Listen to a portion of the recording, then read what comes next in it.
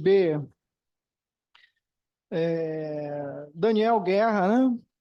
Daniel é diretor de teatro, editor da revista Barril, crítico de arte, doutorando em artes cênicas pela UFBA, pesquisador da relação entre arte e psicanálise, autor, escritor também. Está aqui Daniel Guerra, escreveu O Acontecimento Cênico, Ensaios de uma Linguagem. E hoje nós teremos aqui uma apresentação de Daniel com o título Arte e Psicanálise, uma não relação complicada, né? Então vamos ver o que é essa não relação complicada. Queria agradecer, Daniel, por aceitar o convite. Então, seja bem-vindo. Obrigado.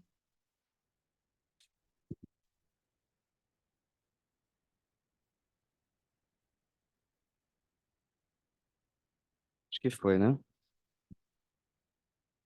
Bom, queria agradecer também, principalmente a Átila, pelo convite. Obrigado, Átila.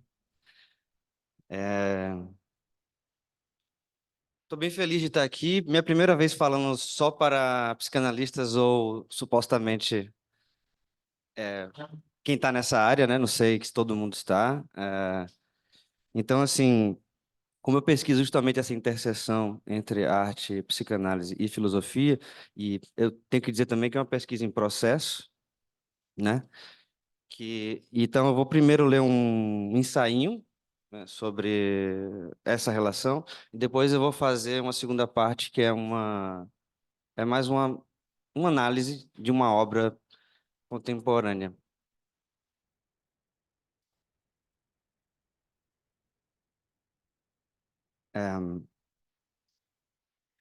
Acredito que não haja campo do saber mais próximo à arte do que a psicanálise.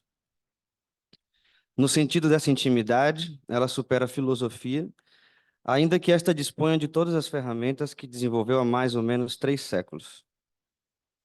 É que mesmo na estética, essa espécie de playground excêntrico, construído para crianças rebeldes, o discurso filosófico avança a muito custo sobre as produções do seu próprio tempo, sobrecarregado pelo peso incomensurável da sua própria história e da história dos seus conceitos e sistemas.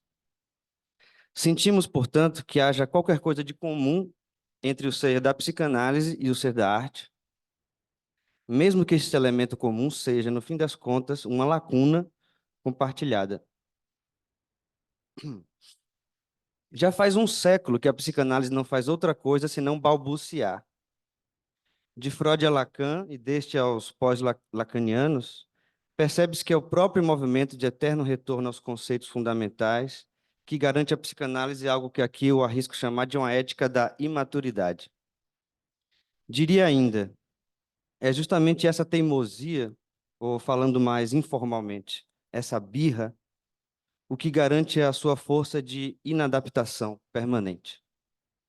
Não importa qual congresso ou encontro casual, a impressão que se tem quando se está entre psicanalistas é a de que estão o tempo inteiro balbuciando, repetindo para si mesmos e para os outros, entre o gozo e o espanto, o seu próprio beabá.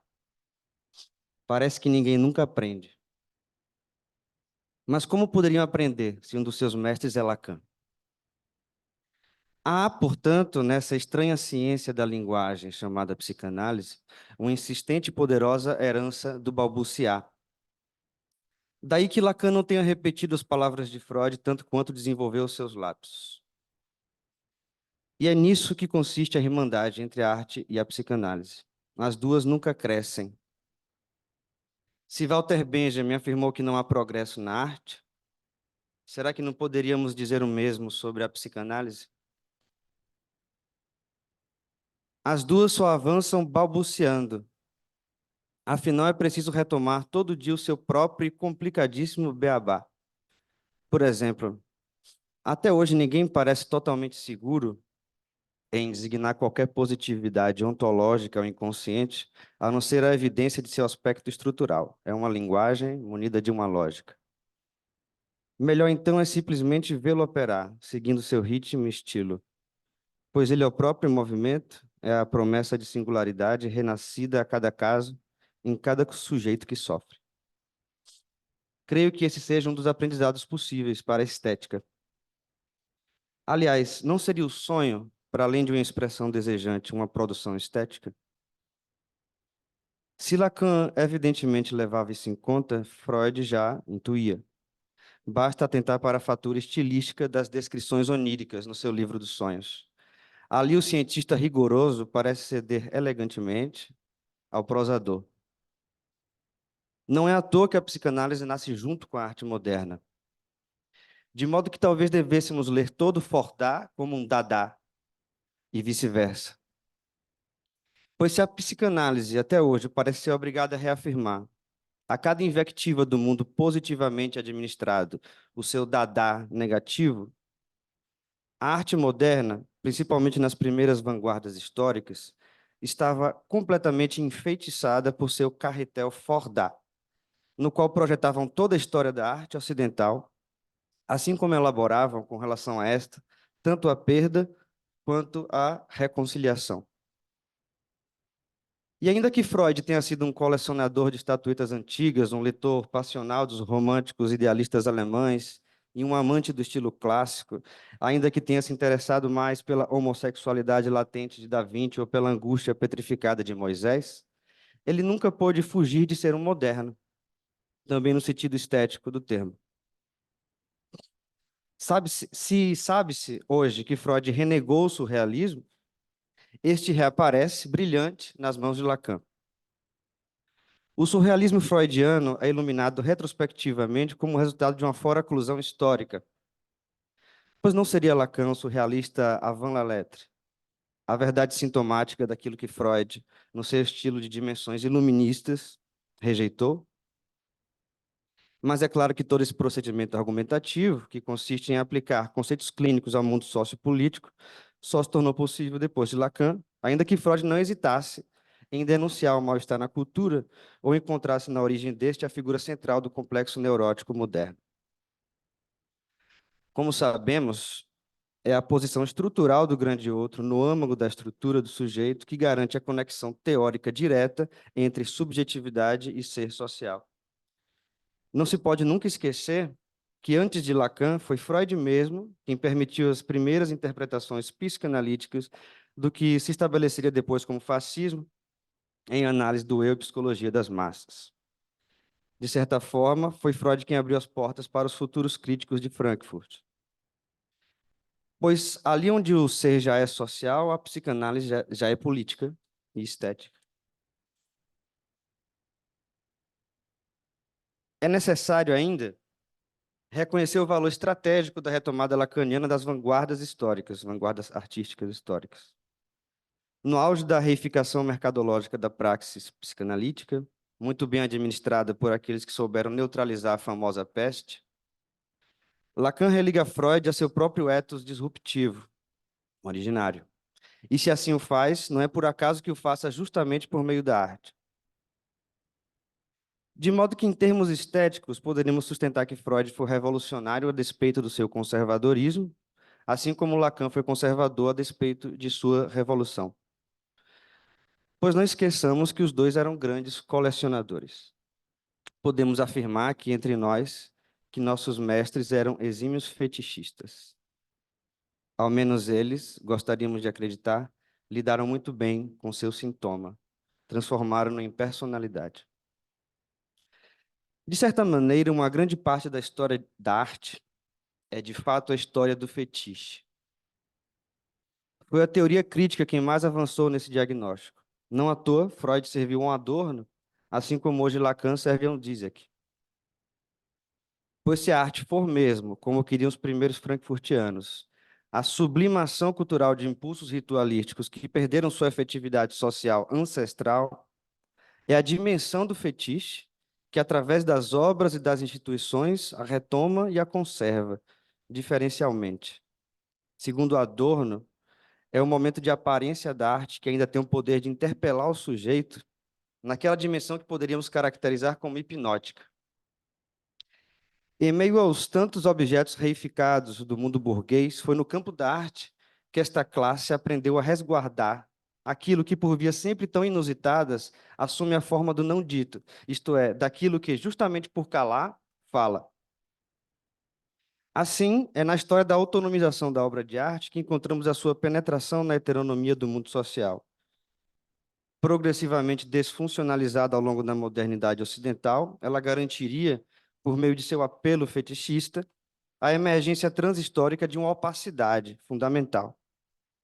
Em suma, se os deuses estão mesmo mortos, é na arte que o mundo burguês ainda pode escutar a articulação de um mistério qualquer. Daí Adorno ter caracterizado a racionalidade estética como a razão de um enigma. Mas toda essa elaboração não pode, evidentemente, fugir de uma dialética radical, apoiada na força de suas contradições.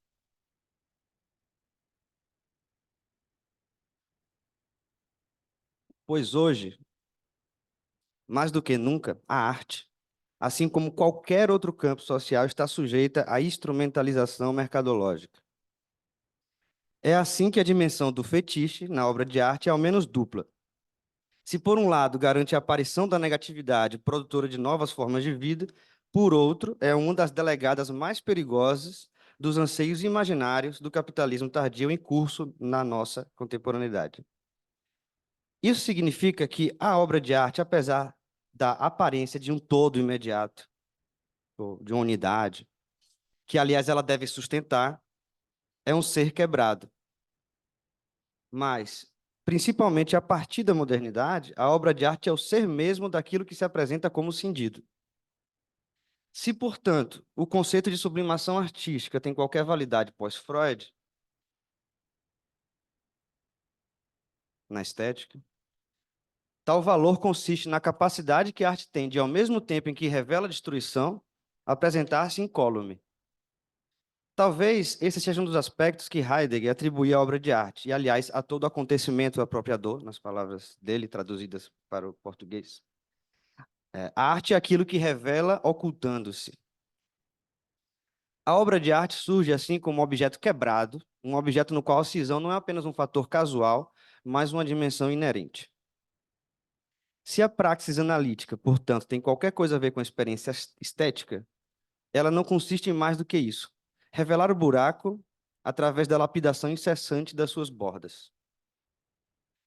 Tanto na psicanálise quanto na arte, o trabalho consiste em fazer aparecer o negativo recalcado pela positividade reinante. Ali onde o sujeito gagueja, é que desde Freud pressente-se o fulgor de uma revelação inaudita. Trata-se, do ponto de vista tanto do sapato de Van Gogh, quanto do umbigo do sonho, de chegar a um impossível que constituirá na sua abertura fechada, na sua transparência opaca, uma ponte para outros possíveis. Em suma, tanto na arte quanto como na clínica, os semblantes só devem subsistir, só podem ser assumidos enquanto índices do real. Até porque é só por meio deles que pode-se ter qualquer experiência do real. Portanto, não seria a cena constituída pela obra de arte um grande sintoma transubjetivo? Assim, na arte, a produção de semblantes não deveria ser tomada, conceitualmente, como força de deslumbramento e mera identificação imaginária, consolo fantasmático de uma vida angustiada. Pelo contrário, o poder da obra de arte, no mundo que é justamente a fantasia que impera, como produção social de desejo, consiste em produzir semblantes que carreguem na sua vida mesma um protocolo de destruições imaginárias, para onde o sujeito lança um gancho de identificação que de pronto lhe será devolvido vazio. Ah, estou muito rápido? Não estava percebendo, desculpa.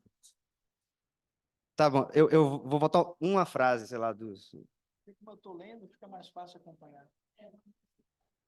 Obrigado por avisar, porque realmente a gente vai no fluxo. Obrigado. Tá bom. Lá, lá. Portanto, não seria a cena construída pela obra de arte um grande sintoma transsubjetivo? Assim, na arte, a produção de semblantes não deveria ser tomada conceitualmente como força de deslumbramento e mera identificação imaginária, consolo fantasmático de uma vida angustiada. Pelo contrário, o poder da arte, no mundo em que justamente é a fantasia que impera, como produção social de desejo, consiste em produzir semblantes que carreguem na sua vida mesma um protocolo de destruições imaginárias, para onde o sujeito lança um gancho de identificação que de pronto lhe será devolvido vazio. É que ali, na obra, não haverá engates narcísicos. Dali o sujeito não fisga nada que ele já saiba. Na arte potencialmente crítica, o sujeito nunca se confirma. Não há reconciliação, embora só nisso consista a promessa estética.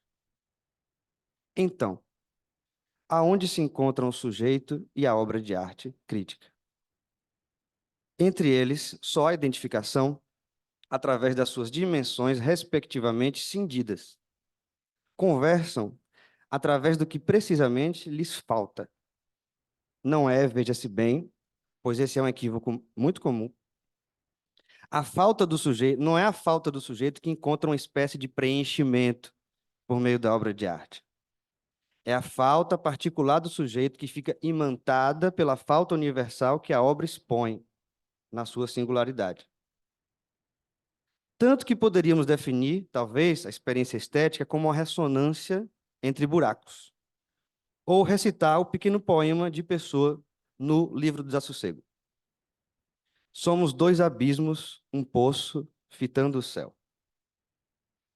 Acontece que essa mesma intimidade, o que parece tornar problemática a relação entre arte e psicanálise. Às vezes, os seus objetos estão próximos demais, de modo que a distância, desde os primórdios da psicanálise, significou também a preservação de uma atitude higiênica, por vezes representada por certo receio cientificista de contaminação, e por outras vezes incorporada numa atitude de admiração, na qual, sabemos, o objeto admirado deve permanecer numa distância segura e preferivelmente intocável. Alain Badiou problematizou esse ponto no seu pequeno manual de inestética, afirmando que enquanto a psicanálise extraiu da arte e da experiência artística alguns de seus momentos fundamentais, a arte em si ofereceu tais serviços de graça para a psicanálise. Já Vladimir Safatli é um pouco mais objetivo no seu diagnóstico, traçando uma diferença fundamental entre as duas atitudes históricas. Enquanto Freud, do início ao fim de seu trabalho, encarava a obra de arte como uma fonte privilegiada de signos para que, através de uma interpretação, a vida latente do artista fosse revelada, Lacan foi o primeiro dentre os psicanalistas a tomar a obra de arte como uma vida em si, em cuja estrutura se exprimia um acontecimento singular, não redutível a qualquer intencionalidade. Em suma, em Freud, a obra de arte seria tratada semanticamente, enquanto Lacan abriria a possibilidade de que pudéssemos olhá-la estruturalmente, embora as duas enquanto linguagem. É como se em Freud, portanto, a obra ainda atuasse como uma totalidade fechada em si e conectada ao sujeito apenas pelas vias da identificação fantasística. Em Lacan, é a obra em si que já aparece faltante. Assim como o sujeito, a obra também é cindida. E não é à toa que ele dedique todo o seu 23º seminário a James Joyce, o Santome. A cena da arte, assim como o artista e sua obra, constituem-se simultaneamente, portanto, como sintomas. Partilham com este conceito a mesma potência de singularidade. Esse foi um grande passo para a desmistificação da arte. Acredito em toda uma terapêutica do desencantamento. Afinal, sabemos o quanto a manutenção de um objeto idealizado, inclusive entre nós, contribui para a manutenção do status quo sistêmico do poder. A operação é histórica. O racionalismo, que, segundo Adorno, é sempre totalitário, precisa manter seus elementos irracionais sempre presentes para que, através desse espelho invertido, consiga se afirmar mais uma vez enquanto razão. Pois bem, a arte, até hoje, insiste em ser apresentada fantasmaticamente como a contraparte racional do sistema, se bem que tal irracionalidade seja, na maior parte das vezes, inventada. Foi Lévi-Strauss, um dos interlocutores mais constantes de Lacan, quem ajudou a diluir essas fronteiras ilusórias. Pois se o mito, como fato social, tem sua racionalidade própria, a arte também terá. Portanto, é justamente e contra-intuitivamente na racionalidade singular da arte que consiste a sua força emancipatória. Assim como o inconsciente, o enigma estético também tem sua lógica própria. O que a arte e a psicanálise compartilham é essa vocação crítica, que no caso da obra de arte provém do enigma e no caso do sujeito, do inconsciente. Vocação cuja praxis disruptiva só pode ser recalcada ao preço de integração um tanto forçada no plano do mundo administrado. Ao menos desde Lacan, a situação psicanalítica é também um dispositivo crítico, cujas linhas de fuga apontam para fora do consultório. Daí que toda clínica torna-se também uma crítica, porque a partir de então o outro não é só um fato, ele é uma instância a ser questionada, ainda que se descubra que no final das contas não há nada lá. Arrisco dizer que esse seja de fato um dos principais objetivos éticos da situação crítica. E é esse nada mesmo, essa opacidade fundamental que está imiscuída na obra de arte. Pois assim como o sujeito analítico, a arte também possui o seu outro. Na verdade, esse outro é o mesmo, para ambas. Não sendo produto das intenções unívocas de um ou outro indivíduo, seja um artista ou um fruidor, cada obra de arte possui, certamente, um inconsciente. Sua estrutura é tão complexa e tão cindida quanto a do sujeito moderno. Isso tudo parece nos conduzir à noção lacaniana do objeto A. Se é verdade que o objeto de arte pode ser tomado como uma das formalizações possíveis, ou melhor, impossíveis, que se constitui em torno do objeto A, isso quer dizer que, assim como este, a obra de arte encontra-se atravessada pelos três registros do nó borromeano: imaginário, simbólico e real. Fazer jogar analiticamente a estrutura RSI no centro acontecimental mesmo da obra de arte nos conduziria, por sua vez, a uma problematização crítica da unidade aparente da obra de arte. Por meio dessa crítica, a obra aparece, ela também, como uma estrutura, contanto que tal estrutura excêntrica acolhe em seu âmago a evidência de um abismo chamado real. Bom, termino aqui essa parte ensaística e vou passar brevemente a uma análise de uma obra que é um tipo de abordagem analítica que eu estou desenvolvendo. Então, assim, eu vou fazer uma coisa meio baseado nas notas, meio improvisada, também no espírito, creio, da própria situação clínica. Então, envolve um pouco de risco também. Então, vamos lá. Eu pedi para Alisson colocar. Essa obra, ela é do artista Nuno Ramos, alguns devem conhecê-lo. E ele apresentou, chama Iluminai os Terreiros. Ele apresentou essa obra na Bienal da Bahia, mas também em outros lugares. É o mesmo princípio, mas ele repete em outros lugares de forma diferencial. Então, na Bahia, ele fez em 3 lugares. Os postes são dispostos em círculo, às vezes não, mas a maioria das vezes, pelo que eu pesquisei, eles são dispostos em círculo com um gerador, justamente produzindo energia para as lâmpadas. São escolhidos lugares periféricos, não bairros, não bairros periféricos, mas lugares periféricos com relação a qualquer coisa. Então, tem uma foto que é numa fábrica abandonada, uma instalação dessa obra que é numa fábrica, tem uma instalação dessa obra que é na orla de uma praia, de noite. Tem uma que no matagal, no vazio, enfim. É sempre nas margens da cidade. Nem fora, nem dentro. Nas margens, tipo isso.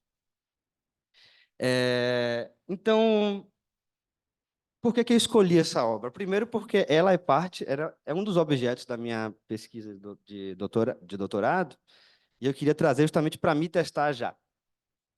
O outro motivo é porque é brasileiro. Mas não por uma coisa ufanista, nem nada parecido, mas que tem a ver com o terceiro ponto, outro motivo. É aquilo que, na falta de nome melhor, pode ser chamado de arte contemporânea. Esse motivo, quer dizer, que é brasileiro e que é arte contemporânea, é importante para mim colocar aqui, porque se a gente for parar para pensar, a gente estuda, né, filosofia, psicanálise, acho que as duas têm esse problema. Até a própria arte, a teoria da arte também tem esse problema, quer dizer, às vezes, a gente deslocando dos cânones, talvez a gente consiga ver outros paradigmas. Então, a gente fala da carta roubada e fala, não, é Edgar Allan Poe. Maravilhoso. Nossa, ele lê aquilo ali, sente um verdadeiro gozo. Mas vai saber quais são os motivos que levaram Lacan a escolher aquilo, porque quem procura acha. Assim, ele tinha um poder de transformar as coisas. Claro que está lá. Tudo está lá. Entende? Eu não quero simplesmente ser leviano aqui, mas quero abrir essa possibilidade apenas. Quer dizer, às vezes escolhendo outra obra, uma obra até mais perto de alguém que não é canônico, nem é um nome ainda reconhecido, que não é o caso do Nuno Ramos, a gente possa talvez acessar um outro tipo de metapsicologia ou filosofia, etc. O quarto motivo é o seguinte, que talvez seja o mais importante.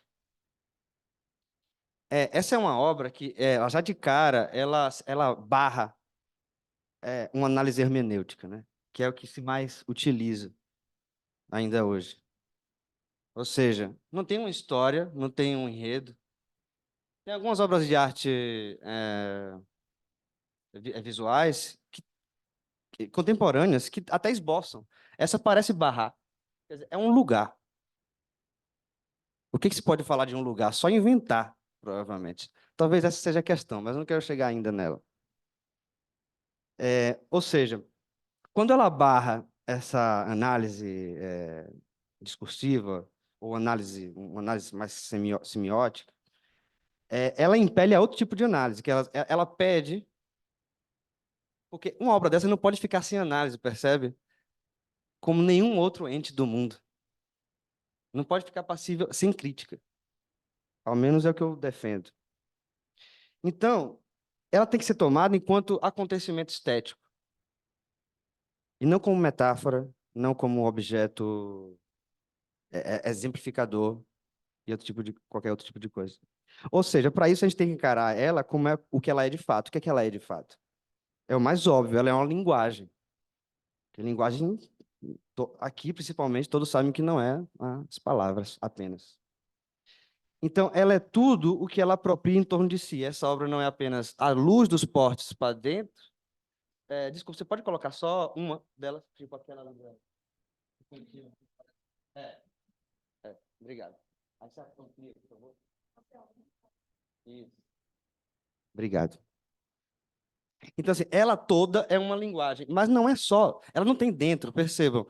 Isso é importante, ou seja, não tem dentro. E o fora, se a gente falar que o dentro é a partir do círculo de luz, é um equívoco. Tem luz para fora do círculo de postes. Se a gente falar que ela acaba naquele mato lá e vai. Depois tem a cidade que a gente está vendo também. Isso é uma foto. Imagine você lá observando. Ah, isso é um detalhe também. Quase ninguém viu essa obra. Isso é importantíssimo.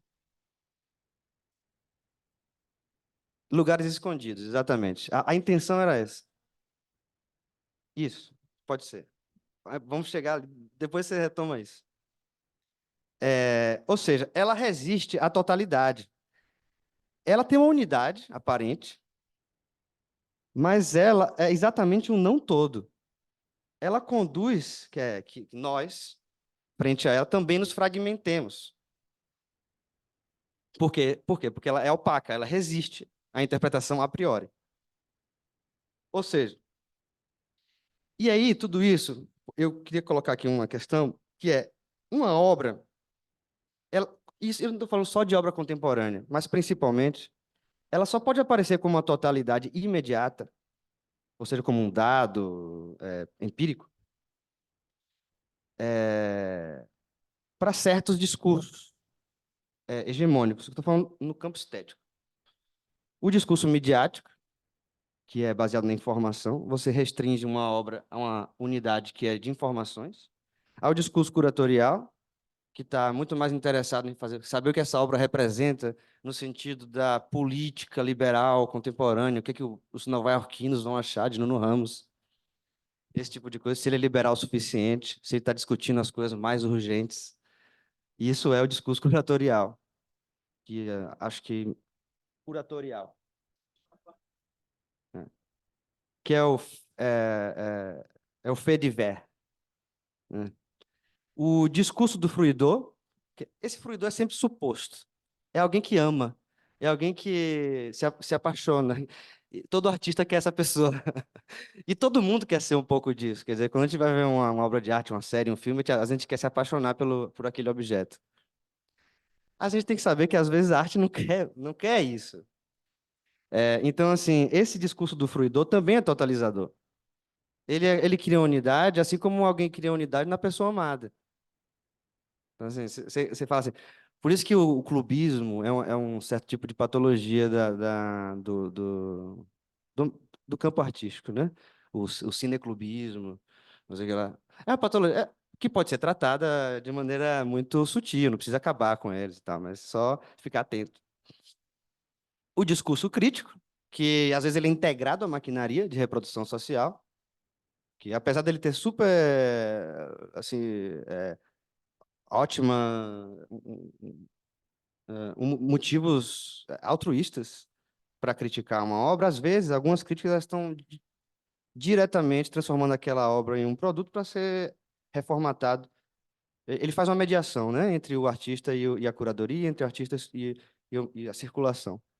E o discurso teórico, que também aí estamos incluídos quando falamos de arte, seja um filósofo, seja um psicanalista, que é um discurso que às vezes mistifica a arte, que é justamente o que eu tentei falar antes, né? A arte ela também tem uma dimensão de fetiche que tem que ser criticada, não é neutralizada, não é extirpada, mas é criticada, no sentido analisada, né? A arte não é, como ele falou de Descartes, que não é ingênuo, nenhum artista é ingênuo, quer dizer, nenhuma obra de arte é ingênua, quanto mais os artistas. Bom, ou seja, para fugir, digamos assim, para evitar todos esses discursos ou para inventar outros tipos de discurso, ou seja, do ponto de vista de um discurso analítico, a obra ela deve aparecer como faltante, como falha, justamente naquela dimensão que garantiria a sua integração harmônica com o espectador.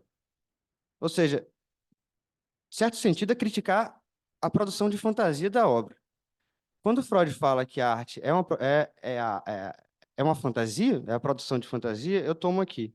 Quer dizer, de fato, qualquer obra de arte ela só existe em função, primeiramente, da fantasia que ela produz. E essa é a fantasia que vai garantir o engate com as projeções e introjeções do possível espectador, da maquinaria de reprodução artística e tudo isso. Então, a fantasia ela é como um engate da arte com o mundo, não pode ser extirpado, mas, ao mesmo tempo, é o lugar por onde entrar e por onde analisar.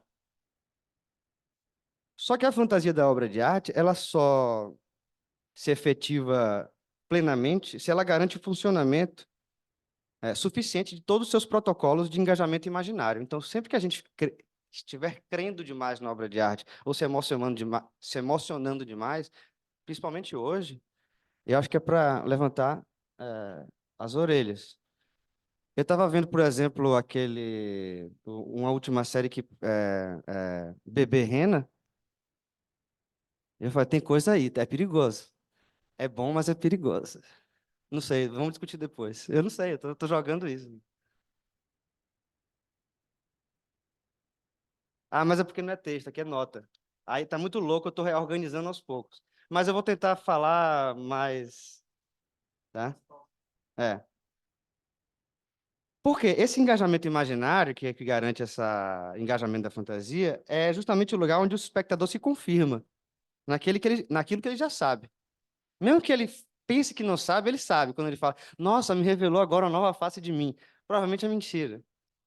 Todo artista sabe isso, quando a pessoa vem falar com você depois do espetáculo. Ou seja, há uma relação de espelhamento estabelecida que, às vezes, pelo próprio sistema de produção capitalista, né, ele é fortalecido. E por meio desse espelhamento, o eu, né, volta a se fortalecer. Então, a arte ela pode ser usada para fortalecer o eu. Então, às vezes, quando a gente pensa que a arte é salutar a priori para qualquer pessoa, inclusive numa crise, sei lá, pode ser que não. Pode ser que, né, apenas confirme as mentiras pessoais, né? Bom, se uma primeira impressão de Iluminar os Terreiros, né, essa obra, evidencia uma falha justamente na dimensão da sua produção de fantasia, porque justamente a gente olha para ela, ela pode significar tudo, mas ela pode simplesmente provocar uma rejeição, quer dizer, o que é que eu vou pensar sobre isso? O que é que eu vou imaginar sobre isso? Parece que ela barra simplesmente. Por quê? Falta elementos simbólicos reconhecíveis, elementos da cultura, apesar dos postes serem muito cotidianos. Mas talvez por isso mesmo, existe um Heinrich aí, que pode ser difícil para o espectador, alguns. Então, ela remete àquilo que poderíamos chamar de experiência do real, se é que isso é possível, mas isso aí é justamente o final, né, do ensino de Lacan. O que uma obra pode nos ensinar é justamente sobre modos de experienciar o real. O que parece impossível, ela incorpora na sua existência no mundo. E aí, voltando a Safatli, ele traça uma ponte entre a dialética negativa de Adorno e a pulsão de morte, segundo Lacan. Aí eu vou citar uma frase de Safatli. A formalização estética pode nos fornecer protocolos para um pensamento do que se apresenta como resistência à apreensão conceitual e à repetição fantasmática, justamente o que eu vinha falando. Ou seja, resta saber como é que a obra faz isso, como é que a obra faz isso, não é o artista, entende?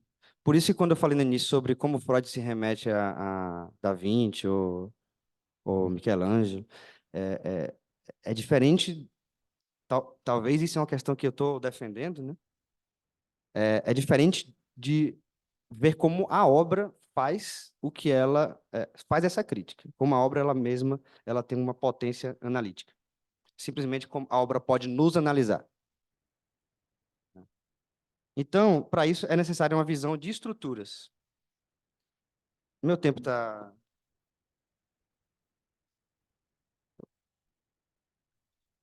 Então, assim, eu proponho aqui para a gente, isso tem a ver com a pesquisa em andamento, justamente. Eu vou fazer um ensaio aqui, é breve e é o final.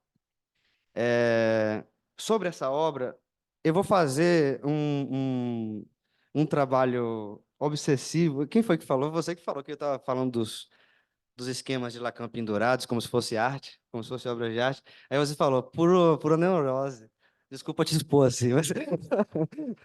mas é isso, eu vou tentar fazer um trabalho neurótico aqui sobre a, a obra de arte, né? Eu proponho, então, algumas dimensões ontológicas da obra de arte, baseadas já em outras literaturas, que eu não vou colocar aqui, para ser mais breve, que é a fantasia, a obra produz fantasia, ela dispõe de um dispositivo, que também é um conceito usado na psicanálise.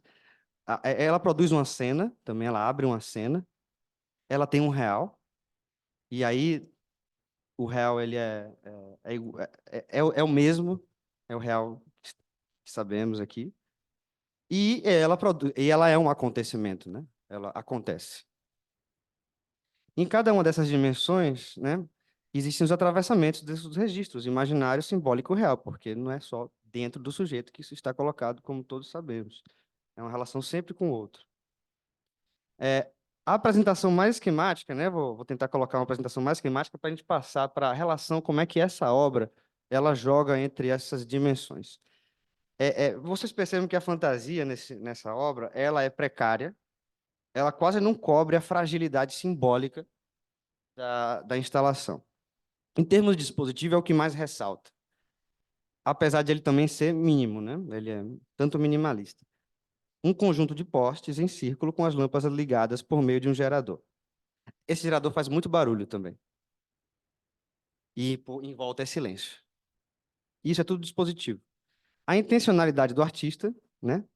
Que é comumente o que mais aparece no dispositivo, e eu estou chamando às vezes de o cérebro do artista, é a figura do cérebro do artista. Quando a gente gosta de um diretor de cinema, um pintor, a gente fala assim, ah, e é um Kubrick. Né? É o cérebro, a gente gosta do cérebro do artista, de ver o cérebro do artista lá, a gente se sente afagado, quase por um pai. Eu conheço ele, ele vai me dar, eu vou entendê-lo também, ele vai me entender, e etc. Então, assim, a intencionalidade da artista aqui, que é o que mais aparece geralmente, ela quase não existe. Quem conhece Nuno Ramos vai sacar. Quem conhece Nuno Ramos vai sacar uma assinatura. Mas quem não conhece, pode até falar assim, um círculo de postes. O que é que isso está acontecendo? É Stonehenge, como você falou. Você pode ser visto como. Então, o dispositivo também ele é minimizado. A cena, aí a cena é diferente, né? A produção dessa cena. Ela é demarcada pelo círculo do dispositivo, mas não consiste apenas no círculo iluminado, como eu falei antes. Costumeiramente, no teatro, a cena é encarada como a materialidade toda de uma peça. Mas aqui a cena ela é eminentemente virtual. Ao mesmo tempo que o dispositivo dessa obra ela demarca o dentro, ela reenquadra o fora.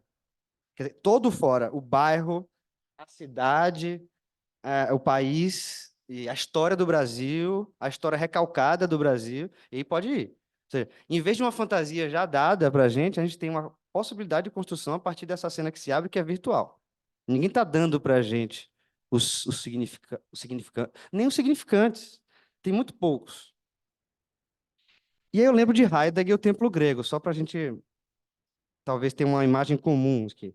Quando ele fala que o templo grego está instalado em cima de uma rocha, e ao ser instalado em cima de uma rocha, ele revela a rocha, revela o céu, revela a tempestade que bate nas suas paredes, e possivelmente vai revelar um Deus que, aliás, não está lá, que pode chegar, se alguém escutar bem, etc. E essa imagem de Nuno Ramos me remete muito a esse templo grego. Então, essa cena que Iluminar os Terreiros abre, e eu nem falei do nome ainda, mas o nome está aí, né? Assim, já é um bom significante. A cena é um médium, essa cena aí, é um médium entre dentro e fora, entre real e dispositivo. Aí chega no real. O dispositivo é a materialidade toda, né? O que suporta essa obra enquanto obra. Digamos, obra no mercado. Porque existem obras que, não sei se vocês assim, acompanham a performance art, essas coisas, tem obras que não existem, mas são vendidas. Não existem materialmente. O real, nesse caso aqui, é justamente o que é o mais evidente, é o mais evidente. Apesar dele não ser visível, ele é do tamanho da cena. Ou seja, ele consiste no fato de não haver ninguém, não haver figura ou representação imediatos. É o tempo e o espaço quase colados um no outro, uma duração efêmera e ao mesmo tempo infinita. Então, essa amplidão e ao mesmo tempo essa concentração que essa obra traz, ela abre a cena enquanto o próprio real, quer dizer, o sujeito aí ele vai ser devolvido alguma coisa para ele. É como aquela frase de Nietzsche, né? Eu olho o abismo ou é ele que me olha. E o acontecimento, que é, na verdade, digamos assim, a existência mesmo, né? Desse monstro que se chama obra de arte, é a possibilidade sempre renovada do todo, né? Quando o destino almejado numa obra, que tem sempre um investimento numa obra, não só de dinheiro, mas, né, tem investimento de um destino, ela se encontra totalmente ligada aos acasos, nesse caso aí. Ou seja, se alguém passar pelo circo, ela vai se tornar um personagem. Um cachorro também vai se tornar um personagem. O próprio chão é um personagem. Tem outras fotos que ela. Aí pode passear, obrigado. Tem uns que ela recorta partes da fábrica. Tem outros que recorta partes de uma estrada que passa no meio desse circo. Então tudo isso vira história. Tudo isso vira personagem e tudo mais. Então isso impele, obriga o espectador a ser ativo, né? Mesmo que não seja como os Excels que pedem para tirarem a roupa, não precisa. Pode ser também, mas nesse caso, aí, legal, obrigado. Temos aí um personagem, né? Não se sabe quem é, e tal. A partir de então, ele passa a existir. Isso é muito heideggeriano também, né? No sentido da Erasmus. Ou seja, esse acontecimento, né? Ele é o sentido da obra. Esse cara que tá aí no meio agora, ele é o sentido da obra. Depois ele vai sair. E é isso, assim. O interessante disso é como é que a obra faz agora esse jogo entre essas dimensões. O dispositivo ele é ambíguo, ao mesmo tempo que ele restringe ao máximo a fantasia, né? Ele barra grande parte das projeções imaginárias e amplia a cena ao máximo, tanto para dentro, onde não há figura redentora que delimite, quanto para fora, onde se encontram os limites intuídos da cidade. Ou seja, Salvador aí é convocada para o imaginário da obra, de forma insólita, é importante pontuar. Daí que o pouco de fantasia que há pode remeter, por exemplo, a próprio conceito de ferida colonial. Está em Salvador, está na periferia da cidade, blá, blá, blá. Isso é um exemplo, né? Ou seja, pode remeter mais a isso do que, por exemplo, a uma leitura sobre um progresso industrial representado pela luz elétrica. Seria uma interpretação meio rude. Ou seja, se a gente quiser ir por essa via interpretativa, que já é uma outra coisa, né? Criar uma nova fantasia, essa via não é intuída por nenhuma representação dada pela obra, e sim no embate entre espectador e obra, numa relação que não é de espelhamento ou identificação, é de embate. Essa cena, ela é monstruosa, né? Ela conduz a certa vertigem, seja pelo excesso, seja pela falta. Então, essa clareira, ela é um buraco, na verdade. E frente a esse buraco, as reações podem ser várias, inclusive a rejeição. Geralmente, frente a obras significativas da arte contemporânea, a rejeição faz par com a categorização. Ah, é arte contemporânea. Você fala, ah, é arte contemporânea, você está rejeitando aquilo. Você não quer se encontrar com aquilo. Aqui, a categorização é apenas mais uma forma de neutralizar, mas não deixa de ser um modo de vida. Inclusive, já escrito na própria obra. Essa obra já tem escrito nela, me rejeite também, se você quiser. Então, o acontecimento nessa obra, ele é quase puramente virtual. Ele resguarda o que pode vir a ser. Não é tanto o público que se recusa, é o próprio acontecimento que vive de uma recusa. É a figura de uma recusa, essa obra. Ele próprio tem uma força de não. Talvez um sentido dessa obra seja de ser o corpo, né, a incorporação de uma negação, mas uma negação positivamente revelada. Ou seja, frases para colocar no título de algum artigo meu, por exemplo. A história está ainda por ser feita, ali mesmo onde há um abismo. A gente pode inventar várias frases como essa, mas nunca vai ser a questão que é anterior, que é essa força de não.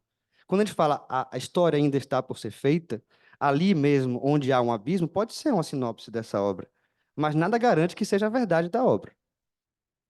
E é isso, por isso que eu estou falando que a gente deve fugir daqueles discursos lá que eu falei antes.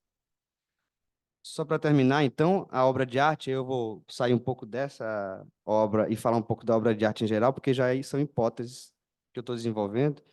Claro, isso também já é falado. A obra de arte, ela é uma questão, ela incorpora uma pergunta. Queria arriscar aqui, até para a conversa, ela pode ser a curva do que foi, ela é a própria curva do que foi.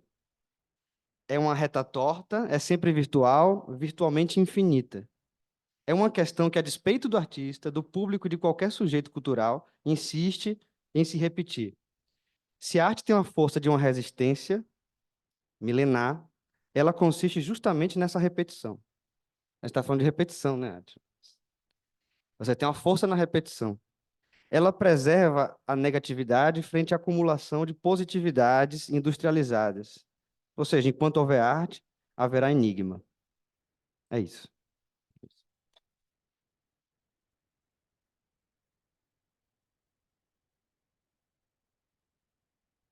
É bom, ótimo.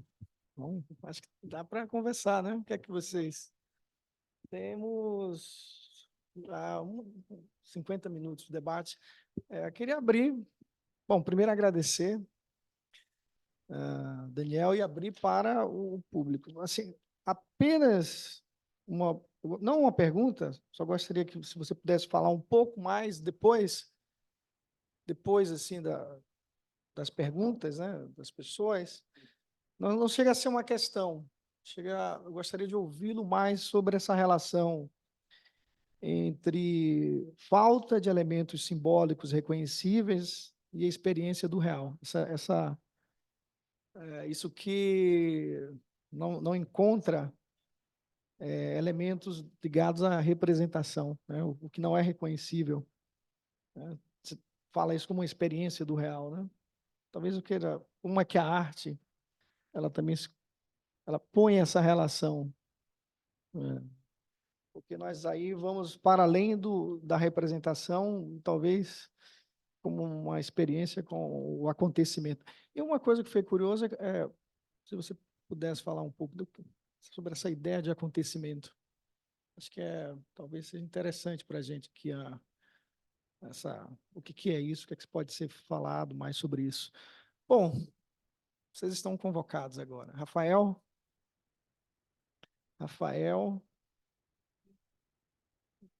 então, Luane, Jamile, tá? Então, Elô,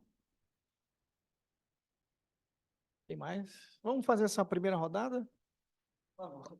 Rafael, Luane, Jamile e Elô. Então, Rafael. Oi, Daniel. Porra, muito feliz com sua apresentação. É, eu acho que a gente decidiu esse ano, inclusive, em Conexões, trabalhar a dimensão do cinema, né?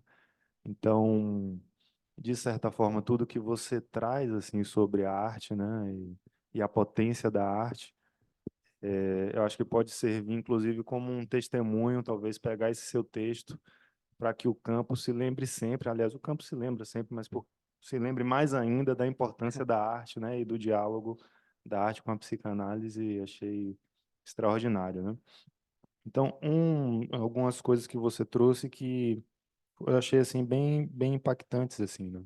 Eu fui pensando assim a função da arte, né, na medida que você foi falando, e eu como um leigo até certo ponto, né?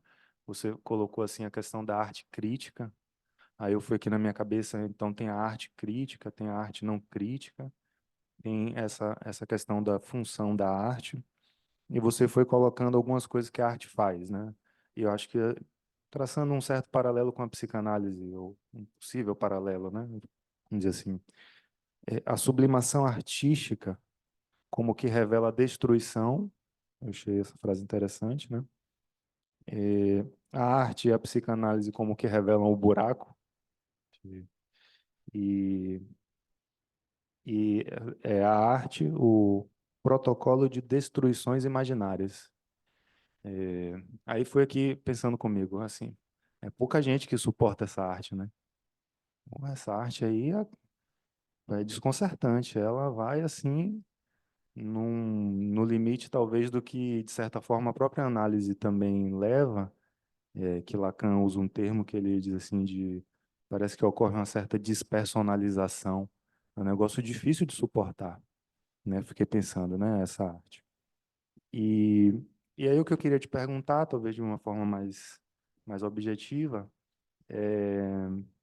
eu fiquei pensando, a partir do momento que a arte tem uma função, por exemplo, uma função crítica, de desconcertar, de destruir os protocolos imaginários e etc., se ela também não se descola de uma certa relação menos intencional na produção artística. Então, eu lembro da frase do Nietzsche, né? A arte é inútil, mas tomando isso com muita potência, né? A inutilidade como uma potência, né? Do mesmo modo como o Krenak diz, né? A vida não é útil, né? Não é uma coisa utilitária que vai fazer para alguma coisa, para algum fim específico. A potência da arte se revela talvez na sua própria criação, pura e simples. por ser uma coisa que foi inventada, uma coisa que foi criada. Mas aí talvez também ela corra o risco de não ser tão crítica, que eu acho importantíssimo. No mundo que a gente vive, essa arte que você trouxe para a gente, meu Deus, ela é extremamente necessária, né? Por, por um certo embotamento que a gente passa, inclusive, enquanto sociedade, né? Enquanto cultura, ela interroga, desconcerta, tira do lugar, né? Enfim, são mais inquietações do que... Ó, se não fechar esse bloco aqui, não vou. É muita coisa. Pode ser? Tá. Eu vou começar por essa aí, porque é a mais cabeluda essa aí. É de fato, quando eu comecei a. Porque, veja, muita coisa aqui está bem desenvolvida já por Safatli, né? Se vocês procurarem os textos dele, tem muita coisa aqui que já está. Porque eu estou desenvolvendo o acontecimento especificamente, que é. Ele, como filósofo, como esteta, ele chega ao ponto de formular essa quebra de protocolos imaginários, pegando Adorno, fazendo relação com o desejo puro em Lacan, e ver como Lacan depois vai formular essa negatividade na clínica, etc. Eu já vou mais para a estética e vou no acontecimento estético e vou investigar como, né? Se Sartre vai até onde pode ser, né? Isso pode acontecer, existiram na história, tá? Eu vou tentar ver como, né? Essas dimensões elas jogam. Bom, e sempre que eu escuto ou leio as coisas parecidas com o que eu falei hoje, eu também faço a mesma pergunta. Eu amo série. Só que veja, ou qualquer outra obra que seja menos, entre aspas, crítica. E eu acho que é interessante porque quando fala crítica, ou quando fala uma experiência do real, não é uma coisa insólita. Eu dei um pouco de dramaticidade aqui porque foi a performance. Mas essa obra não precisa ser insólita, apesar de só ser feita de noite. E a noite não precisa ser insólita também. Então, assim, primeiro que a posição crítica não precisa ser insólita, ela não precisa demandar tanto que faça o sujeito quebrar completamente. E, por outro lado, e aí Adorno puro, na ingenuidade de várias séries que eu amo, tem uma utilidade imensa, que é de entorpecer. Eu amo ficar entorpecido, entende? Assim, e teve uma época, há alguns séculos atrás, que a arte estava ligada primeiro a Deus e depois à nobreza, que é Deus. A partir do momento em que a burguesia toma o poder, ou a arte é crítica, a própria sociedade, assim, ou não sei. Aí tem um problema, a velha equação, dinheiro versus produção. Não pode. Não. Ela sempre vai se dar. Não, ela vai ser inútil. Ela não pode ser útil para entorpecer. Pelo menos é uma inversão, entende? Tipo, a inutilidade está justamente em questão na arte crítica. Essa obra é inútil. Isso, exato. Ela vai te dar um consolo imaginário. É isso. Assim como qualquer outro objeto de gozo. Aí tem outras coisas que você falou, só para passar, mas acho que são coisas que você pontuou que não são nem questões para ser. Mas é isso, é o mesmo tema. Arte crítica é oposta a uma arte não crítica? Tem variantes. Eu vejo em algumas séries, e eu estou falando série porque é um paradigma do nosso tempo, né? Assim como o rádio era na época de Adorno. Existem séries super, que eu acho críticas, assim. Eu acho que tem dimensões das coisas. Não sou tão adorniano assim, não. Eu acho que a gente tem que. E por outro lado, tem muita peça política, muita obra política que é entorpecente. As pessoas estão pensando que estão ficando poderosas. Então, séries de Netflix, aplicativo de streaming. Então é isso, assim, tem muita coisa que se diz política e se diz crítica na sua sinopse. Na verdade, ela é entorpecente e ilusória, porque você pode, né? Neoliberalismo em pílula. Aí, aqui as questões deles são duas. Representação versus experiência do real. Então, esse livro que eu até, além desse aqui, se quiserem depois falem comigo, eu estou com alguns exemplares aqui, seria ótimo que algumas pessoas pudessem ler para trocar umas ideias. Tem esse livro de Safato que eu acho importantíssimo para esse tipo de tema, que é A Paixão do Negativo, que ele faz justamente essa ponte entre a negatividade de Adorno e a negatividade de Lacan. E eu acho que ele faz muito bem. E aí, quando ele chega nessa experiência do real, ele justamente fala, não há como entrar no real, assim, tipo, sem semblante. Tem que ver na arte, né? Que tipo de experiência, que tipo de máscara, que tipo de faces vão ser vestidas que elas remetam a esse real. Que elas não, que elas saibam que isso não é, elas não fazem que não sabem, elas sabem. Então, se você for ler a sinopse do trabalho no Ramos, é fantástica, assim.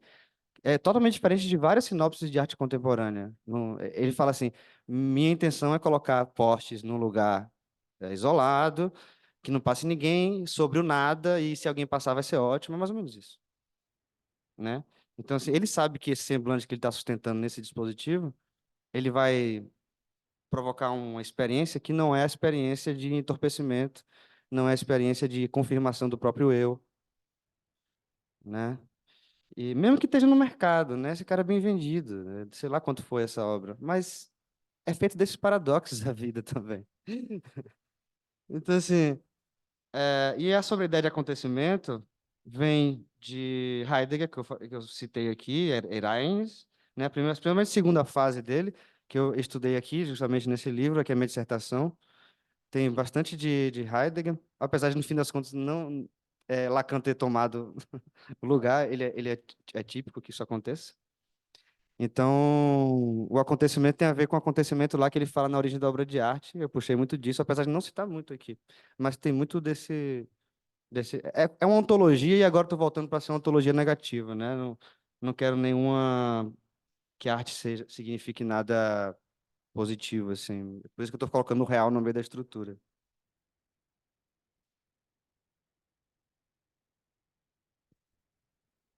Daniel, oi. Oi. Primeiro, eu quero agradecer seu texto maravilhoso, assim, acho que eu estou aqui com uma coleção de perguntas, vou selecionar algumas coisas, mas eu acho que eu estava muito mais nesse caminho, que eu acho que você fala muitas coisas. Primeiro, que eu acho que a arte, ela, de algum modo, ela antecede a psicanálise, justamente porque o próprio dispositivo analítico trabalha com isso que a arte faz antes, né? Você fala, Freud foi lá, em Michelangelo, Leonardo da Vinci, tal. A arte já fazia isso. Acho que a arte sempre foi o discurso que tem essa potência de não definir uma verdade, mas de contornar, de fazer esse contorno no vazio. Então, de algum modo, o que eu achei interessante do seu texto e tudo mais é como você traz essa relação entre a análise e a crítica como o mesmo significante. A crítica é uma análise, e aí é pensar o que isso me ocorreu assim, crítica no sentido da questão, crítica no sentido, né, e não do apontamento, mas da questão. E aí eu fiquei pensando na coisa do nome que você traz, né? Na medida que se nomeia, que faz um resumo de uma obra, que faz uma sinopse, a gente sai automaticamente do acontecimento. E a obra, ela também não é o artista. Eu não peguei essa Tá. parte do seu. Tá. Quando você fala, na medida em que eu nomeio a partir de uma sinopse, que eu defino uma interpretação, eu saio automaticamente do acontecimento. O que, muitas vezes, a própria interpretação, ela sai do acontecimento do significante, clinicamente falando, né? Então, à medida em que se nomeia, se sai do acontecimento, se sai da fruição e se sai do artista, né? É a obra em si. Enfim, essa pura negatividade e do que se extrai disso, de algum modo, porque aí eu fiquei pensando, e o nome da obra, né? E aquilo que, quando Carlinha comentou aqui, né? Parece um xirê, iluminai os terreiros, ela parece um Shirley. Alguma remissão de significância, mesmo que não seja de significância. Fiquei pensando isso, assim, como é de fato um paradoxo, né?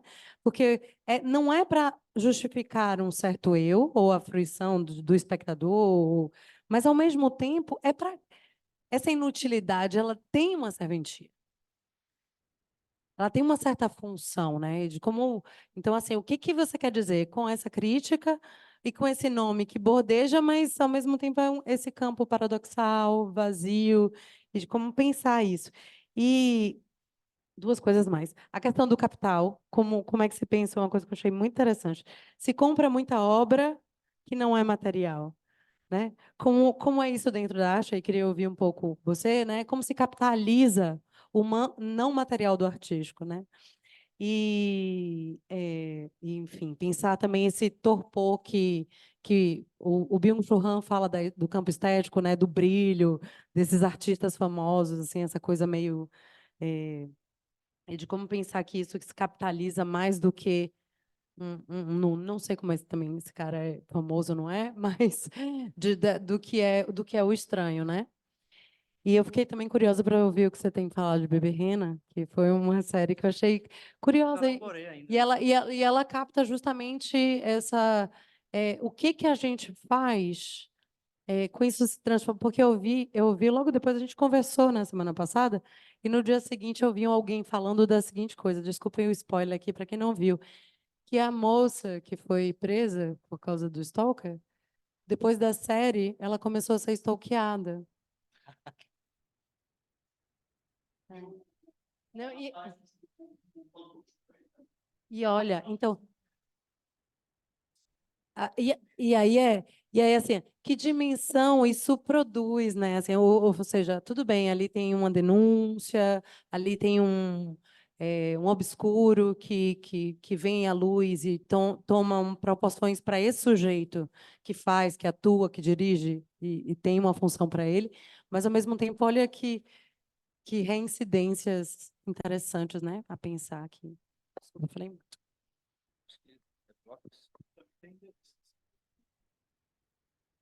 Vou começar com a Bebê Rena, que eu não elaborei, mas vou tentar elaborar agora. Na verdade, já tinha um esqueleto de crítica, assim. Basicamente, a oposição entre forma e conteúdo, a gente sabe que ela não existe, né? Assim, mas é bom para analisar. Só que quando a obra mesmo ela mostra que a forma e o conteúdo elas estão separadas, é porque tem uma coisa perigosa acontecendo. Por exemplo, a história, a narrativa, o roteiro é muito bem feito. Até porque também é baseado no fato real. Geralmente, quando tem um fato real que ele é... Aconteceu agora comigo com a coisa da fita. Não sei se acho que não sei se alguém viu. Enfim, eu achei uma fita e eu mostrei essa fita e a fita é perfeita e ok, é isso aí a história. Alguém gravou essa fita e eu mostrei. Eu só fiz isso. É mais ou menos, quer dizer, você pega uma história real e aquilo vai surtir um efeito, ainda mais porque ela surge do cotidiano, etc. Só que ela sim, de forma e conteúdo, porque no conteúdo ela traça uma estranheza muito interessante que é incomum na produção de streaming.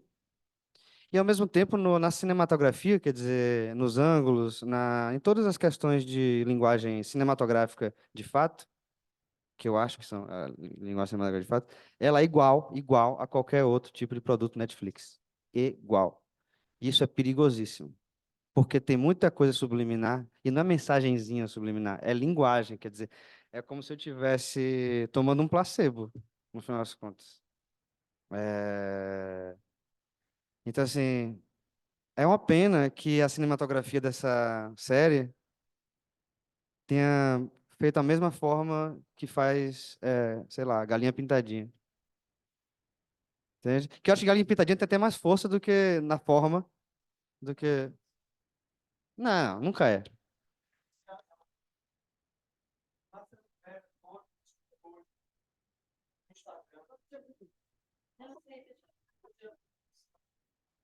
Marcelo, tá ligado esse negócio? Nem sei. Sempre tem. Marcelo Veras, hoje no Instagram, comentou isso, que ele não ia falar sobre Bebê Rena porque ele achava, de certa forma, uma banalidade, mas ele queria muito comentar sobre Ripley, que, de fato, eu acho uma obra... assista. não é só porque ele é extremamente bem filmado, porque seria clichê, dizer, aquela fotografia preto e branco em sépia, de fato, isso é muito bom, mas não é por isso, não. Eu não vi nenhuma filmagem de Patricia Highsmith tão fiel, é horrível de dizer, mas é isso mesmo, que compreenda tão bem a lógica da obra dela enquanto escrita. É uma série quase assim, escrita com a câmera, meio como diria Bresson, assim, que cinema não é para ser filmado, é para ser escrito com a câmera. Hum. Por exemplo, a cena do assassinato no barco. Ela pega um episódio quase todo, o episódio de 50 minutos, assim, 30 minutos de absolutamente nenhuma fala, duas pessoas num barco perdido no meio do mar na Itália. E uma tentando matar a outra, assim, nenhuma fala. Né? Assim, a série consegue fazer isso, 50 minutos, assim, tem 3 cenas. Ao longo de 50 minutos. E 3 cenas, assim, não é 3 cortes, é 3 cenas. Uhum. E olhe lá, às vezes são menos do que isso. E que ali sim, porque, bom, acaba que Ripley acaba sendo assim, um estudo alentado sobre a relação entre sublimação e impostura, pensando que as duas coisas são intimamente ligadas à perversão. Enquanto Bebê Rena, assim, é um estudo sobre o sintoma. Como é que uma doida varrida, tomando outra psicótica, faz um laço com um neurótico, com uma posição masoquista, é isso aí. Então, assim, é meio banal. É, E que Ripley acaba sendo muito mais interessante, mas exige muito mais do espectador. Você precisa encarar 50 exatamente. minutos que não vai lhe viciar. Não é aquele 50 minutos, acabou, eu vou assistir outra, porque é muito É. bom. Não. É 50 e basta. Aquele episódio se encerra em si e acabou. Você não vai vontade de ver outro na sequência. É isso que eu achei também, assim, esse ponto é importante, quer dizer, os ganchos de Bebê Rena são todos de identificação imaginária. Eu fiquei, nossa, cara, quem foi que fez isso? Ah, lembrei agora, tal. Sabe, tipo assim, você vai se confirmando, você vai falando assim, pô, se fosse eu, não, mas eu? Ou então, nossa, eu. Assim, você vai fazendo essa relação. Isso é uma relação completamente narcísica. Narcísica. E pela forma, se fosse Lars von Trier que dirigisse um roteiro daquele, eu tô colocando aqui um clichê, mas se fosse Lars von Trier dirigindo Bebê Rena, não sei nem se, entendeu? Tá, beleza, mas assim, foi só um clichê passageiro. Mas estou colocando só uma hipótese que, assim, é isso. O roteiro é ótimo porque só pode ser. É uma história muito boa. Só que nos 2 episódios finais, você vê que ali é resolução de imaginário. Tipo, ó, eu falei isso, mas é leve, tá entendendo? Não sei se vocês perceberam isso. Tipo assim, eu não vou quebrar muito meus espectadores. Tem isso, assim. Tem um. Que eles podiam ir mais um pouquinho. É só para ainda aqui na pergunta dela ainda, assim. Sim, crítica e clínica, eu acho que é um ponto. Não sei, é porque eu não sou clínico, entende? Eu não atendo. Mas eu, sendo atendido, digamos assim, é crítica. É crítica o tempo inteiro. É um dispositivo crítico. Claro, não, mas essa crítica não existe para mim. Não existe crítica incisiva porque crítica é negativa. É, é. A crítica nunca é positiva, né? Porque a crítica positiva é ruim e é boa. A crítica negativa não é nem ruim nem boa. É, a nomeação é a autonomização por meio do significado. Eu resumi assim o que você falou. Será que a nomeação seria uma autonomização da obra de arte por meio de um significante, por exemplo, o título ou uma sinopse? Sim, eu acho que sim. Inclusive da figura, autonomiza com relação à figura do artista, do espectador, etc. Então, Iluminar os Terreiros, aí Carla falou sobre terreiro mesmo, sobre xirê e tal. É, essa fantasia vai ser constituída nessa relação. Também pode remeter à Tropicália, Novos Baianos, né? Se eu não me engano, Novos Baianos é música.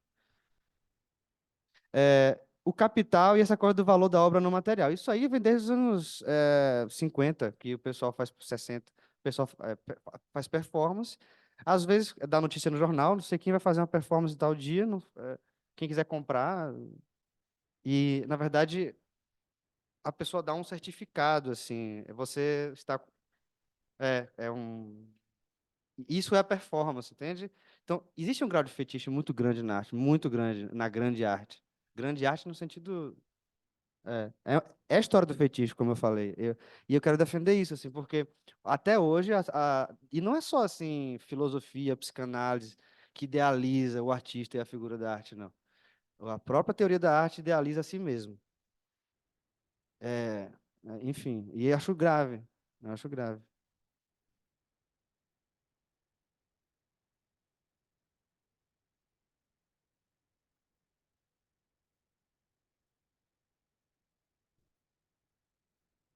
Olá, Daniel, eu queria falar que é uma delícia sempre poder assistir você em vários cenários, né? Daniel foi diretor da peça Os Demônios, de Dostoiévski, no Teatro Vila Velha.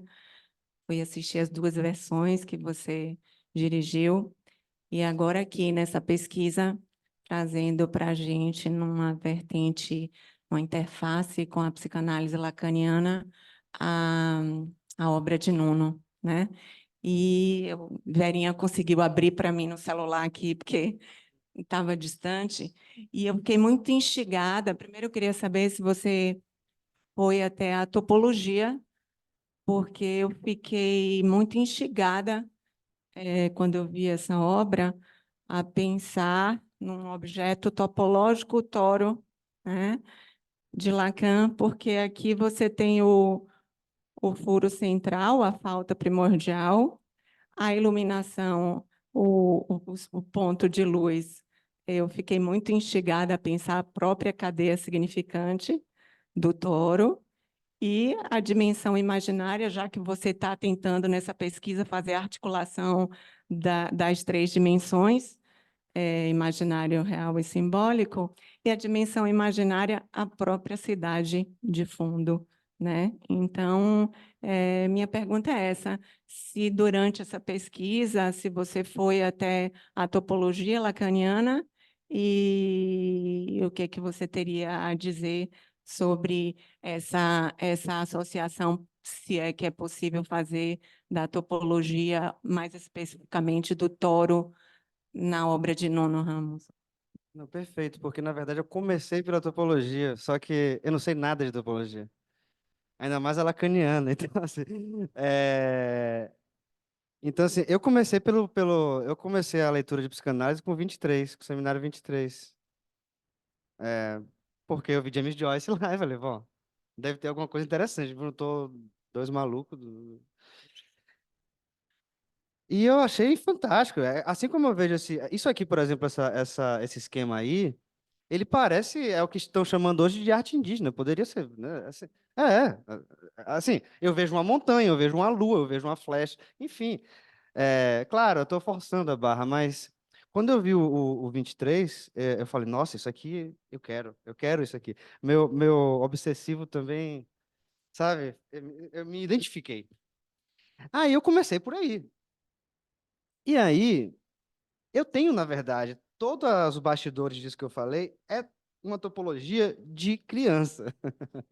Então, assim, eu não tenho nenhuma coragem ainda de desenvolver qualquer coisa topológica, até porque quando eu faço isso, o pessoal vira para mim, eu já expus uma topologia, certos esquemas que eu preparo, dessas dimensões e tudo.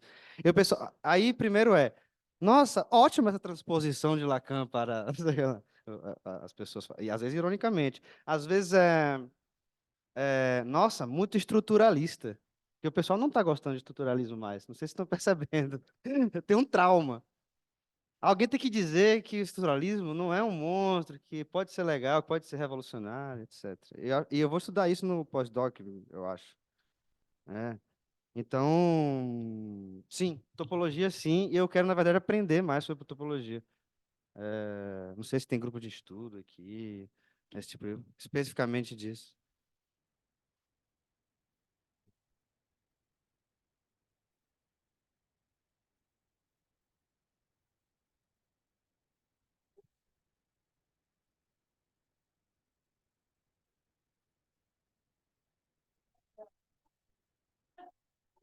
Espera, daqui eu tô perguntando se eu vi na frente, aí tu tá apontando, aí eu tô aqui.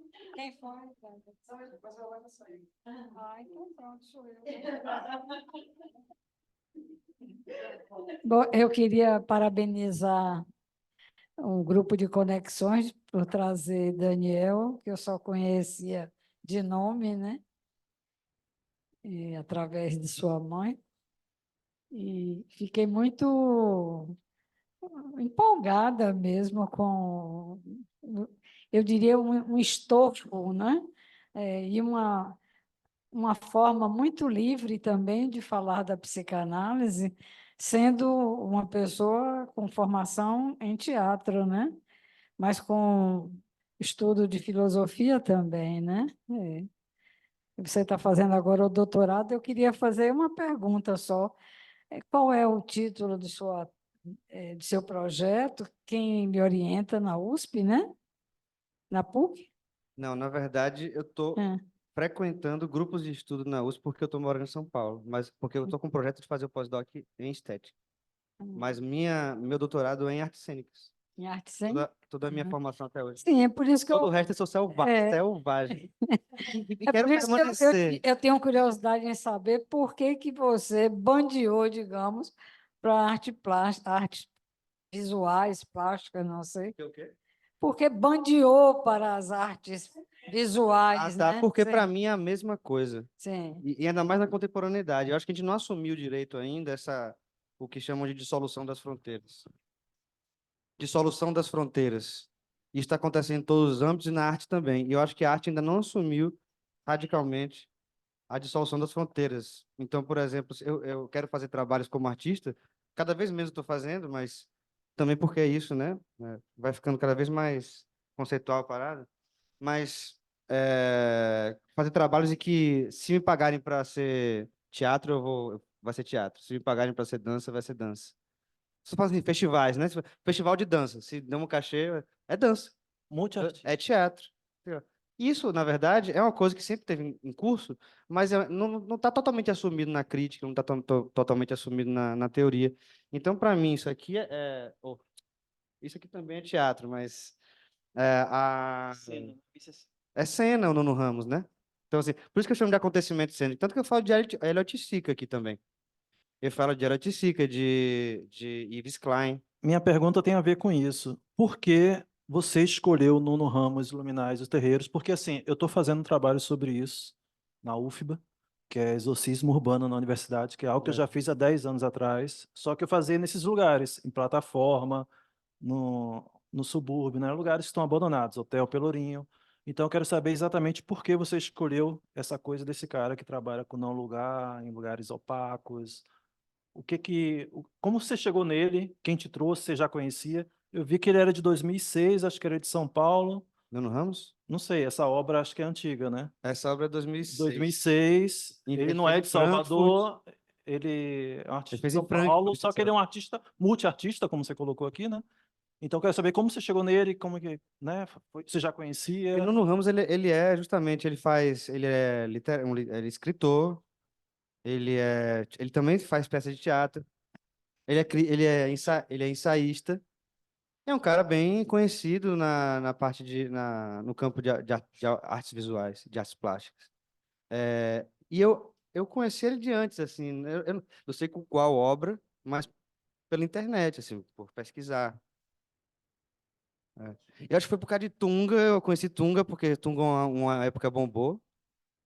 E aí, por meio de Tunga, eu achei Nuno Ramos, assim. E essa obra aqui foi por Daniel Lisboa.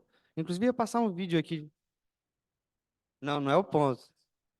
Não, eu não fiz nada sobre isso aqui com o Daniel, não. Mas Daniel Lisboa fez um vídeo, que eu trabalhava com o Daniel também.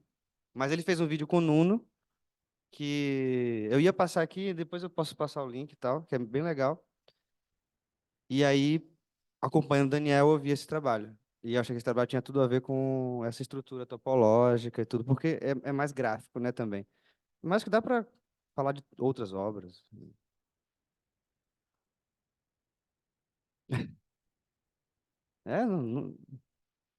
Não tem mais chão. Oi, adorei a apresentação, super interessante. Eu estou voltando a frequentar o campo, e qualquer escola eu tenho uma certa resistência no sentido de serem postes apontando para um mesmo centro, né? Eu achei interessante que você começou a sua parte ensaística falando, criticando um pouco, né, de uma forma mais irônica, mais sarcástica, essa centralidade de um beabá Freud e do lacanismo, né? E eu acho que, ao contrário do que muitos pensam, Lacan, o mínimo que ele era lacanista, né?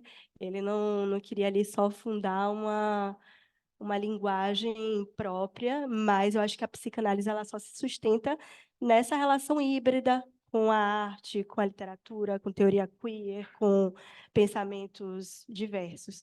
Enfim, mas a única observação que eu queria fazer, né, para depois a gente poder depois pensar sobre isso, é algo que eu tenho me debruçado, é sobre o afeto, o sentimento da vergonha. Né? Tem um livro de Frédéric Gros, que é um dos maiores comentadores de Foucault vivo, e ele escreveu um livro, A Vergonha é um Sentimento Revolucionário, muito provavelmente a minha aula vai ter a ver com esse tema. E lembrando, olhando para Alex, que gosta muito de Deleuze, Deleuze tem uma afirmação dizendo que nenhum pensamento e nenhuma obra de arte puderam ter sido feitos sem ter na sua raiz o sentimento de vergonha. Seja, como Primo Levi falava, a vergonha de ser um homem ou a vergonha do mundo. Então, acho que, mesmo com uma certa precariedade inicial de uma roupagem fantasmagórica em cima da obra que você mostra, eu acho que ela faz ressonância com essa afirmação de Deleuze. Há um embaraço, você fica desconcertado, né? Então, acho que a verdadeira obra de arte, ele tem como intenção o circuito, como você fala do Sartre, né? De circular os afetos, né? Eu acho que a vergonha, não a vergonha no sentido de entristecer, mas na sua raiz principal, que é a cólera, né? Porque o entristecimento a partir da vergonha vem depois, mas o afeto fundamental que existe na vergonha é a cólera e a capacidade de sentir vergonha alheia, que faz com que a gente possa ter um pensamento, uma inquietação contagiada no ambiente.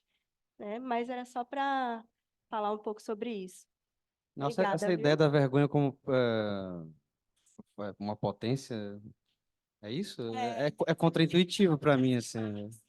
Ah, Que o Sartre fez do Donner de la Terre, de Fanon. No prefácio, ele recupera essa frase de Marx, que a vergonha é um sentimento revolucionário. Marx fala que se a massa, se o povo pudesse estar tomado pelo sentimento de vergonha, iríamos ser como um lobo prestes a uivar, né? Como se o afeto da vergonha é um afeto que contagia solidariedade a partir da fúria.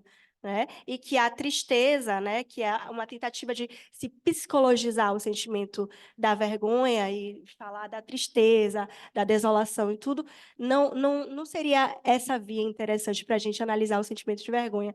Eu acho que no campo a gente poderia introduzir um pouco mais a ideia da vergonha, o sentimento de vergonha, e não ficarmos só batendo na culpa, né? Que é uma tese do Frédéric Gros que eu me afeiçoo bastante. é, E quando você mostrou essa arte, eu lembrei dessa frase do Deleuze, que nenhuma obra de arte foi feita sem ter na raiz a vergonha como sentimento. é, Enfim. parece, eu não, realmente é uma perspectiva que eu não tenho no acesso ainda. Sobre afetos, por exemplo, né? Uma leitura que, mas eu estou entendendo para onde está indo. Eu não li o Circuito dos Afetos. Eu não li. É, eu vou até procurar, porque tem uma questão que as pessoas às vezes me falam quando eu é, falo sobre essa pesquisa, que elas falam, e a recepção? E a recepção? E eu tenho uma resistência a isso, na verdade, porque eu acho que os estudos da recepção, que até tem um nome específico nas artes, estudo da recepção, ou ele se baseia muito na semiótica ou em afetos positivamente valorados. Então, assim, digamos, eu particularmente acho que a arte, quando conta com efeitos no indivíduo, no sujeito, ela eu não sei se dá para chegar num modelo crítico estético por meio dessa intencionalidade. Mas, claro, vai gerar uma circulação de afetos. Só que eu tenho resistência a dar conta desse fenômeno ainda. Esse, Mistura entre intencionalidade e utilidade. Eu acho que a gente não pode deixar essas duas coisas muito misturadas, que uma intencionalidade, ela é interessante, uma utilidade já vai naquela linha em que você, manipulação, né? já vai numa indústria cultural, enfim. Tá. Muito bom. Vou levar para pensar. Eu, a gente se chama de russo, né? Então, russo, primeiro eu queria te agradecer o aceite, dizer que o campo está de portas abertas para você, para o cartel, né? Caso você queira se aproximar. É, eu queria te ouvir um pouco a partir do efeito que eu tive a partir de seu texto. Nisso que você quase que trouxe ali o RSI dentro desse lugar da arte, né? Aí eu estava conversando aqui com o Bia, ainda falei assim, quando você disse, enquanto houver arte, haverá um enigma, eu falei, então a arte é o próprio grafo do desejo, né? Fiquei pensando assim, né? Nessa brincadeira, principalmente na parte, né? Eu queria, se você pudesse falar duas coisas, né? Uma, qual foi sua relação direta com a psicanálise, como é que ela te captou dentro de sua formação? Onde é que se foi só isso, só não, né? Esse efeito do Seminário 23, mas onde é que a psicanálise entrou em sua vida, né? Para fazer parte dessa história que você tem construído. A outra é você falar um pouco sobre algo que eu tenho trabalhado com o Riquet, que é quando a obra, quando você joga a obra no mundo, você perde, ela não é mais sua. Como é? Quando você joga a sua narrativa, a sua obra no mundo, quando você entrega ela para o mundo público, privado, sai de si, sai dessa escrita escondida ou essa obra escondida, ela não é mais sua. Ah, sim. Porque aí, e aí eu fiquei pensando nisso, né? Será que se a gente coloca o sujeito barrado, né, da fantasia, diante do ar, em relação com o significante do grande outro barrado, que é basicamente uma certa relação entre enunciado e enunciação e o que se movimenta em relação a isso, como não fixação de sentido ou de critério da verdade, será que isso também não é algo que aí a arte, né, entra como essa impossibilidade de dizer o que é, né, como ato, como efeito, e efeito sempre também evanescente, diferente, porque eu fiquei pensando a todo momento, né, o cara, a partir de sua concepção, de sua loucura, de seja lá o que for, faz essa obra e joga no mundo. Mas é o outro que vê. É sempre o outro que vê, né? E isso há, né, no dispositivo me parece que algo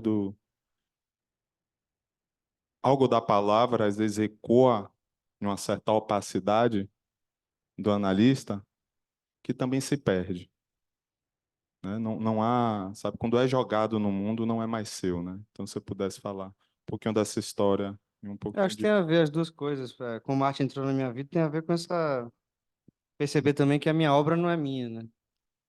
Por exemplo, bom, primeiro que eu entrei na formação de teatro meio por acaso, eu gostava de teatro, mas nem tanto. Só que eu entrei na UFBA, né? Aí eu falei, bom, escola pública, vamos lá. E terminei gostando, o pessoal gostava do que eu fazia, e é isso. E aí fui gostando do negócio. Mas eu queria ser artista em geral, assim. Só que depois eu vou perceber que nem é só isso. Hoje em dia, eu estou muito mais voltado para pensar arte como pensamento, para mim mesmo. Estou me aproximando da arte conceitual bastante, tentando retomar essa ideia para a contemporaneidade. Arte como pensamento mesmo. Né? E então, quer dizer, isso tem um impulso aí crítico que vem de antes. Não à toa também virei crítico. Como artista, eu senti falta de crítica. E aí eu falei, já que ninguém vai criticar, eu vou criticar. E aí fui. Aí também abri uma revista de crítica, juntei vários críticos. Nos formamos juntos. Então tudo aí, se você for perceber, atravessado pela linguagem. Eu não acredito muito na mística do corpo, não acredito que tem muito na arte, na mística da materialidade, dos encontros interhumanos. E eu acho que Lacan, ele tem essa sedução, assim. Ele fala, existe vida fora do sentimentalismo barato. E no meu caso, da arte, né? Que, assim, é um porre. Eu gosto mais de conversar com um psicanalista e filósofo do que com artista, sinceramente. Então, assim, a psicanálise entrou por essa mesma porta. Claro, eu fui analisado também. Então, quando você é analisado e entra na angústia, você fala algo, algo faz sentido, assim, sabe? Tipo, fala assim. E eu reconheci aquele sentimento como um sentimento originário na hora. Foi difícil, mas reconheci. Eu falei, tem alguma coisa nessa arte, nessa ciência, que é a mesma coisa.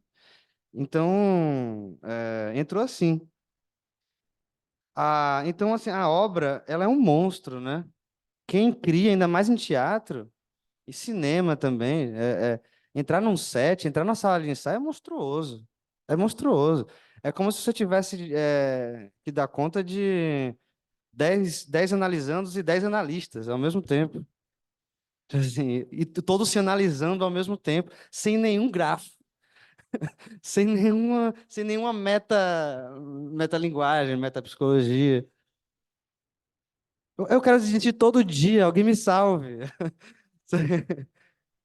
Não, não dá, cara. A arte, ela está passando por um período que eu até no livro eu falo e vou continuar falando cada vez, espero cada vez menos pior, que é a pertinência da arte, a figura, desde o século, assim, quando o liberalismo começou a se tornar neoliberalismo e a espoliação começou a ser subjetiva mais do que física, é que a arte ela tem que a gente tem que questionar a pertinência da arte.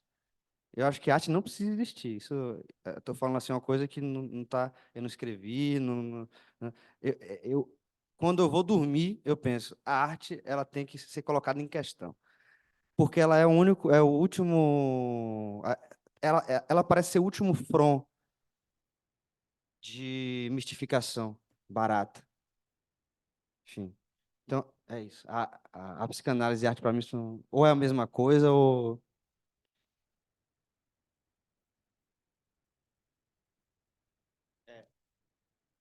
Bom, agradeço aí.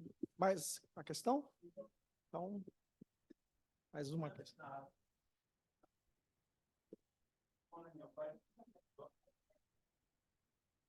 Agora está. Vai nessa direção que você falou agora há pouco, essa última coisa que você falou, de que a arte é uma última, digamos, última fronteira de mistificação barata, você falou assim.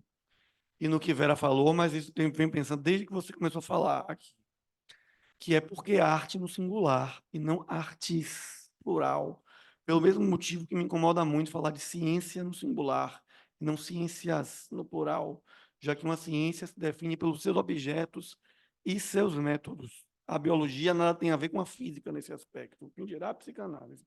O mesmo vale para as artes. Eu, inclusive, eu tenho um verdadeiro horror à pós-modernidade, sou um conservador até a medula, sobretudo com isso estético, e acho que cada arte precisa ter seu objeto definido, com métodos e materiais definidos. E estou falando isso porque eu também devo falar na Conexão em agosto sobre especificamente música e psicanálise, justamente pela dificuldade da música ser absorvida pela psicanálise pessoal para Freud, mas metapsicológica a partir do Lacan, mas também o contrário, assim, a música é pouquíssimo permeável à psicanálise, mas não quer dizer que... Veja, o que eu estou querendo dizer com isso é o seguinte, eu não falaria de artes, todas elas, em série, nem de arte no singular, como se todas estivessem dentro dela. Mas não é nem uma pergunta, fazer uma crítica mesmo. Mas artes, no plural, cada um é uma com seu objeto, e seu método e seu material específico. A pintura não é escultura. Eu penso nisso também, por exemplo, quando eu assisti a exposição de Miró com Calder, ano passado, no Serralves, em Porto, mas ela esteve também no Rio de Janeiro, na Fundação Roberto Marinho, não sei se esteve em São Paulo, em que basicamente um estudo sobre o desenvolvimento das constelações. As constelações de Calder e as constelações de Miró, que eles desenvolveram juntos através de troca de cartas. Mas, assim, Miró é um pintor e Calder é um escultor de móveis. São coisas, assim, embora essas coisas se relacionem, o objeto, o método e o material são distintos. Entende? entendo.